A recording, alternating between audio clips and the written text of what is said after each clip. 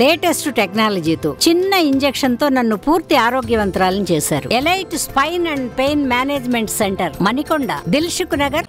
పల్నాడు జిల్లాలో ఎన్నికల అనంతరం కూడా తీవ్ర ఉద్రిక్త పరిస్థితులు ఉన్న నేపథ్యంలో పోలీసులు పూర్తి స్థాయిలో బందోబస్తు పెంచినటువంటి పరిస్థితి ఉంది. నిన్న చూసుకున్నట్లయితే పల్నాడు జిల్లా గురజాల, మాచర్ల నియోజకవర్గాల్లో తీవ్ర ఉద్రిక్త పరిస్థితులు ఏర్పడ్డాయి. పోలీసులు గాల్లో కాల్పులు జరపడం, తెలుగుదేశం పార్టీ కార్యాలయం ధ్వంసం చేయటం, అలాగనే తెలుగుదేశం పార్టీ నేతలకు సంబంధించినటువంటి వాహనాలు కూడా ధ్వంసం చేసి తగలబెట్టినటువంటి పరిస్థితి ఉంది. సో ఈ నేపథ్యంలోనే పల్నాడు ఎస్పీ బిందు మాధవ్ కూడా పూర్తి స్థాయిలో అలర్ట్ అయ్యారు. మాచర్ల, గురజాల, నరసరావుపేట ఈ మూడు ప్రాంతాల్లో ఉద్రిక్త పరిస్థితులు ఉన్న నేపథ్యంలో పూర్తిగా ఈ మూడు ప్రాంతాల్లో కూడా 144 సెక్షన్ విధించడం జరిగింది. అలాగనే అదనపు బలగాలను కూడా ఇక్కడికి తీసుకొని రావడం జరిగింది.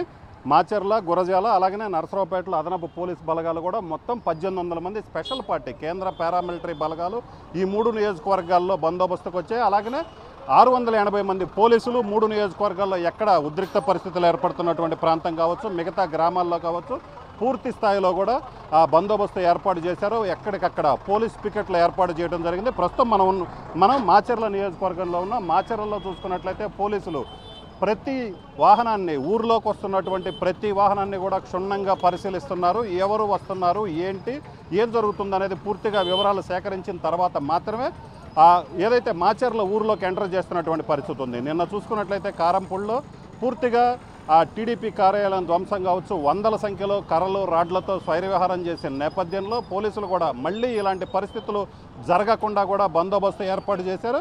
అలాగే ఎక్కడికక్కడ వెహికల్స్ అన్నీ కూడా తనిఖీలు చేపట్టారు. ప్రధాన కూడళ్ళు ఏదైతే ఉన్నాయో అక్కడ పోలీసు పికెట్లు ఏర్పాటు చేయడం జరిగింది. అలాగనే ఉద్రిక్త పరిస్థితులు ఎక్కువగా ఉన్నటువంటి రూరల్ ప్రాంతాల్లో కూడా, గ్రామాల్లో కూడా పూర్తిగా బందోబస్తు, పోలీస్ పికెట్లు ఏర్పాటు చేయడం జరిగింది. మనం విజువల్స్లో చూసినట్లయితే మొత్తం కంప్లీట్గా వెహికల్ చెకింగ్ ఏదైతే ఉందో ప్రతి వెహికల్ కూడా చెక్ చేస్తున్నారు.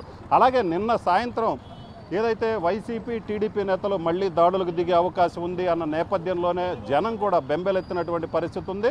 ఎక్కడా కూడా ఎటువంటి ఛాన్స్ కూడా పోలీసులు తీసుకోవడానికైతే ఇష్టపడట్లేదు. పూర్తిగా అన్నీ చెక్ చేశారు. నిన్న సాయంత్రం మళ్ళీ టీడీపీ, వైసీపీ నేతలు ఎక్కడే దాడులు దిగుతారన్న నేపథ్యంలోనూ పూర్తిగా అందరూ కూడా వ్యాపార సముదాయాలన్నీ మూసేసినటువంటి పరిస్థితి. ఒక రకంగా కర్ఫ్యూ వాతావరణం నిన్న నెలకొంది. ఈరోజు కొంచెం జనం రోడ్ల మీదకు వచ్చినప్పటికీ కూడా వాహనాల తనిఖీలు కావచ్చు, మరోసారి ఇలాంటి ఘటనలు చోటు చేసుకునే అవకాశం ఉన్న నేపథ్యంలో ఇలాంటి పరిస్థితులు మళ్ళీ తలెత్తకుండా ఉండేందుకు పోలీసులు 144 సెక్షన్ పెట్టడం జరిగింది.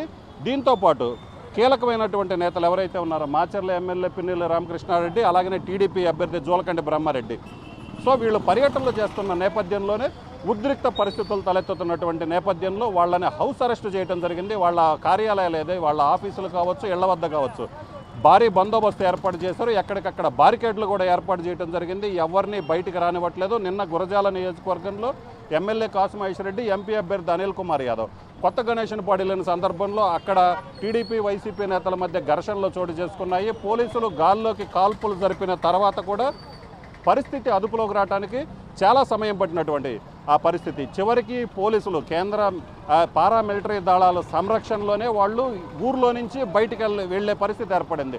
అంటే అప్పటి వరకు కూడా లోకల్గా ఉన్నటువంటి పోలీసులు ఎంత ప్రయత్నించినప్పటికీ కూడా వందల సంఖ్యలో అక్కడికి చేరుకోవడంతో సో వాళ్ళని కంట్రోల్ చేయడం అనేది పోలీసుల వల్ల కాలేదు. పారామిలిటరీ బలగాలు వచ్చిన తర్వాత ఆ బలగాల సంరక్షణలోనే వాళ్ళిద్దరిని బయటికి తీసుకొచ్చారు. బయటికి తీసుకొచ్చే సమయంలో కూడా ఎమ్మెల్యే కాసు మహేష్ రెడ్డి, అలాగనే ఎంపీ అభ్యర్థి అనిల్ కుమార్ యాదవ్ కాన్వాయ్పై రాళ్లదాడి కూడా జరిగినటువంటి పరిస్థితి. సో ఎలాగైనా సరే ఉద్రిక్త పరిస్థితులు, భారీ స్థాయిలో జనం రావటం, నాయకుల పర్యటన, ఏదైతే పరామర్శల పేరుతో గ్రామాల్లో తిరుగుతున్న నేపథ్యంలోనే ఉద్రిక్త పరిస్థితులు ఏర్పడుతున్నాయి. ప్రధానంగా వైసీపీ, టీడీపీ వర్గీయులు ఎన్నికల సమయంలో భారీ సంఖ్యలో దాడులకు దిగారు. ఇక్కడ పోలింగ్ బూత్లు క్యాప్చర్ చేయటం, ఈవీఎంలు ధ్వంసం చేయటం, ఒకళ్ళపై ఒకళ్ళ దాడులకు దిగటం, ఎమ్మెల్యే, ఎంపీ అభ్యర్థులపై కూడా దాడులకు దిగినటువంటి పరిస్థితి ఉంది. సో ఈ నేపథ్యంలోనే ఇక పోలీసులు, నాయకులు గ్రామాల్లో తిరిగినట్లయితే మాత్రం చాలా ఇబ్బందికరమైన పరిస్థితి ఏర్పడుద్ది. పరిస్థితి కంట్రోల్లోకి రాదు అన్న ఒక భావనకైతే రావడం జరిగింది. గుంటూరు రేంజ్ ఐజీ త్రిపాఠి కావచ్చు, పల్నాడు జిల్లా ఎస్పీ బిందు మాధవ్ కావచ్చు, వీళ్ళందరూ కూడా ఈ పల్నాడులోని అన్ని ప్రాంతాల్లో పర్యటించారు. ఏదైతే గొడవలు జరిగాయో కారంపూడి ప్రాంతంలో రాత్రి కూడా పర్యటించడం జరిగింది. అలాగనే మాచర్ల నియోజకవర్గం, గురజాల, నరసరావుపేటలో పరిస్థితి సమీక్షించారు. ఎప్పటికప్పుడు కూడా ఉన్నతాధికారులతో మాట్లాడటం జరిగింది. మొత్తం ఎక్కడ ఎటువంటి గొడవలు ఇక నుంచి జరగటానికి వీల్లేదు. ఎట్టి పరిస్థితుల్లో కూడా జరిగినట్లయితే మాత్రం మళ్ళీ ఈ గొడవలు జరిగినట్లయితే పరిస్థితి తీవ్రంగా మారుతుందన్న ఉద్దేశంతో పోలీసులు అయితే మాత్రం ఈ ఘటనల్ని ప్రెస్టేజియస్గా తీసుకున్నారు. మరొకసారి ఎన్నికల అనంతరం ఇక ఏ గ్రామంలో కూడా గొడవ జరగటానికి వీల్లేదు. గొడవ జరగకుండా చూడాలని ఉన్నతాధికారులు డీజీపీ కూడా స్పష్టమైన ఆదేశాలు ఇచ్చిన నేపథ్యంలోనే పోలీసులు అదనపు బలగాలను దించడం కావచ్చు. పల్నాడు జిల్లాలోని సమస్యాత్మక ప్రాంతాలైనటువంటి మాచర్ల, గురజాల, నరసరావుపేట సో ఈ 3 నియోజకవర్గాల్లో 144 సెక్షన్ పెట్టారు. ఎక్కడికక్కడ పోలీస్ పికెట్లు కూడా ఏర్పాటు చేశారు.